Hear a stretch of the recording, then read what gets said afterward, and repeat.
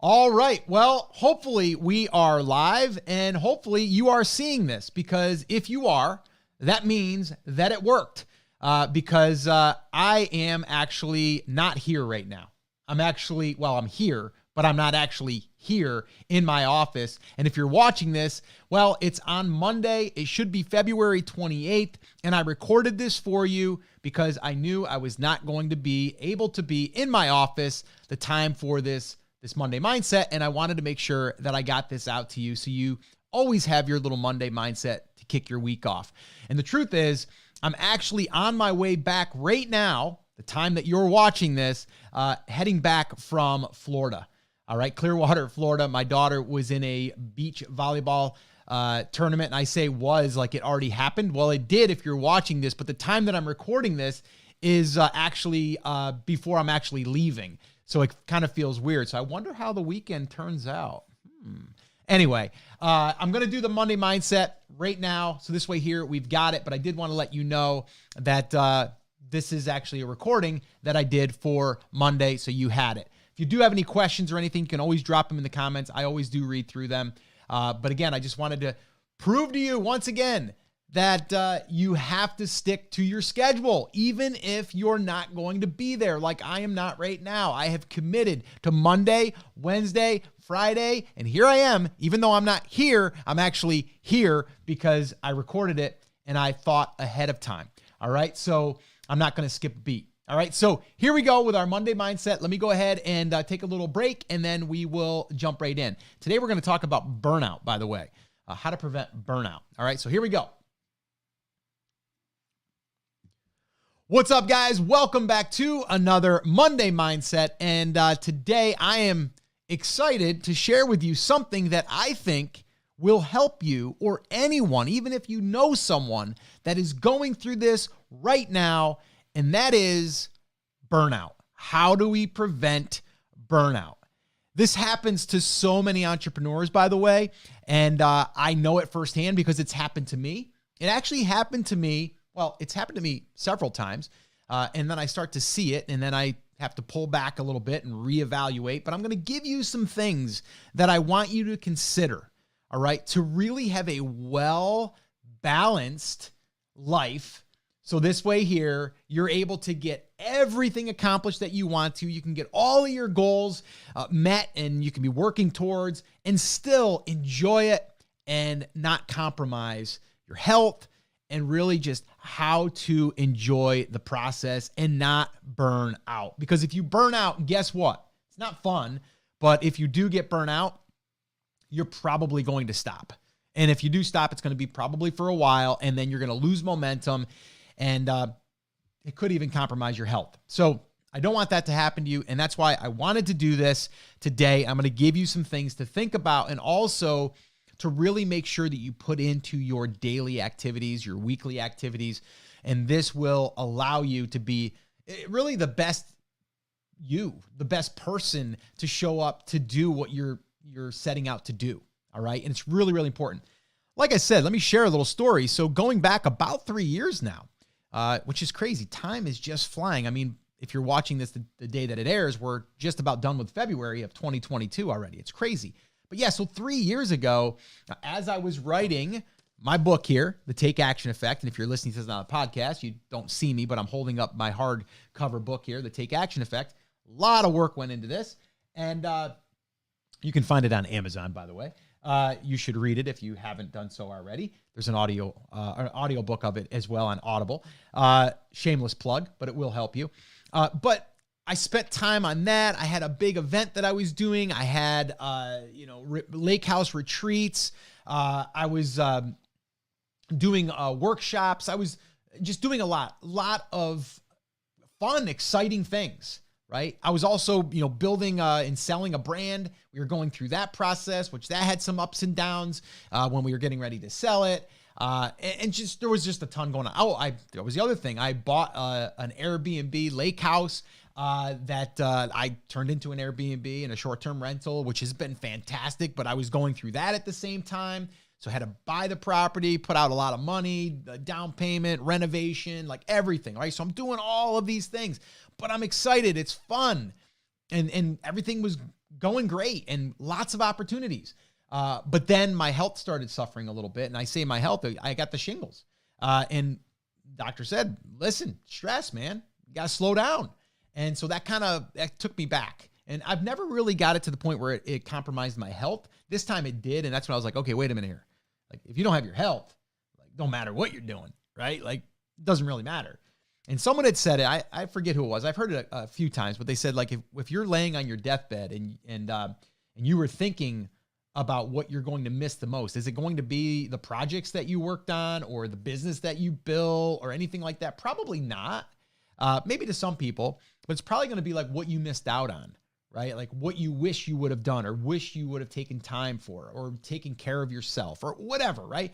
You're usually not thinking about, man, I wish that, I could have bought another lake house Airbnb, because that was so fun, which it was fun and it makes money. And that's what allows us to do the things that we want to do in life.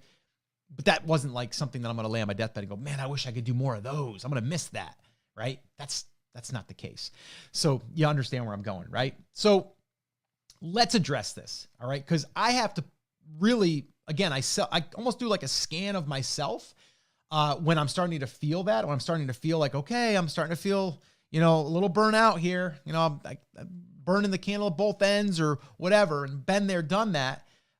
And so I have to reevaluate. And this is really over the years, again, I'm almost 50 now, so I've learned a lot. I'm a little more open to this type of thinking, which back then it was just like, oh, just work hard, long hours, hard. I just, hustle, like Gary Vee says, right? Hustle, which I don't subscribe to that, by the way.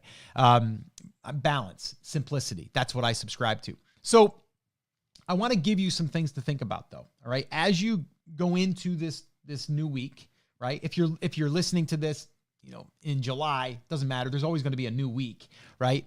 So as you're heading into the new week, I want you to also start asking yourself questions. And asking yourself questions a lot of times leads to the answer and the solution. So use that. That's a really, really important thing that I've learned over the years. But let's kind of go through some things here that I look at that I think will help you. All right. So the number one thing, and it doesn't usually become number one, but it needs to, is health. Your health is the number one thing that you have to focus on. Okay. And the reason why is because without you being healthy, it don't matter. You can't do anything. You can't show up for your family. You can't go on that vacation. You can't go to the ball games. You can't do anything, right? You can't build the business.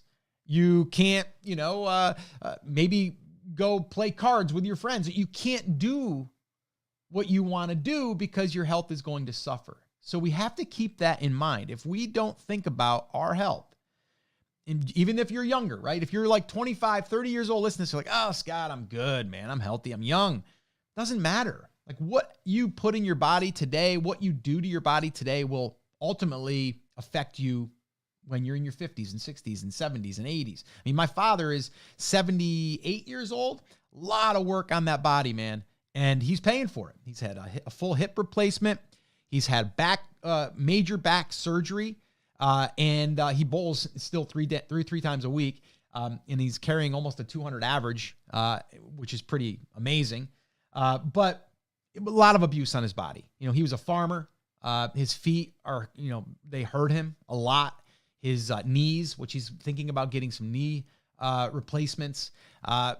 But yeah, so it's like all of that abuse you put on your body. Now that's just like, that's internal, but that's like mechanical stuff, right? We're not talking about, well, you drank way too much. You smoke, you ate bad fried foods for years, right? You're clogging your arteries, like all of these things. We have to think about this stuff. And I know this is not a health show. This is not like, the entrepreneurial health show, which it could be, because I am big into health and fitness, although not to the point where I'm like obsessive about it, but I do think about it. And I try to do the best thing. So the very first thing, and you don't have to do this stuff like everything at once, but my biggest thing is walking and exercise. And obviously being conscious of what you put in your mouth. Now, does that mean you can't have a piece of pizza? No, I eat pizza. I just don't eat it every day, right? I'll splurge and have some pizza. But for the most part, I'm going to always think about, okay, what's a good protein? What's good vegetables, fruits, things like that, right? And so you have to be thinking about that. But to me, walking and exercise, a lot of times when we're sitting here in our office, we don't think enough to get up and move, right? We have to do that. So exercise also stimulates, certain parts of your brain, and it helps a lot of things. So exercise, it doesn't have to be like hardcore weight training. It could just be walking. And also when you're out in nature, you start to feel better and you feel a sense of peace, and you're hearing the birds chirping and things like that. So exercise and health and walking and all of that stuff is huge, right? So that's number one. So get that in check, right? And ask yourself, are you taking time out for that? And are you kind of building that into your schedule? All right. So that's number one. Number two, clear goals. Have clear, specific goals. And you can change these goals. These can be short-term, long-term, doesn't really matter. Okay. But you got to have clear goals. Okay. What are you trying to achieve? If it's maybe you're trying to lose a certain amount of weight, or maybe you're trying to get stronger, whatever it is, you need something that you can shoot as a target and then measure against. Okay.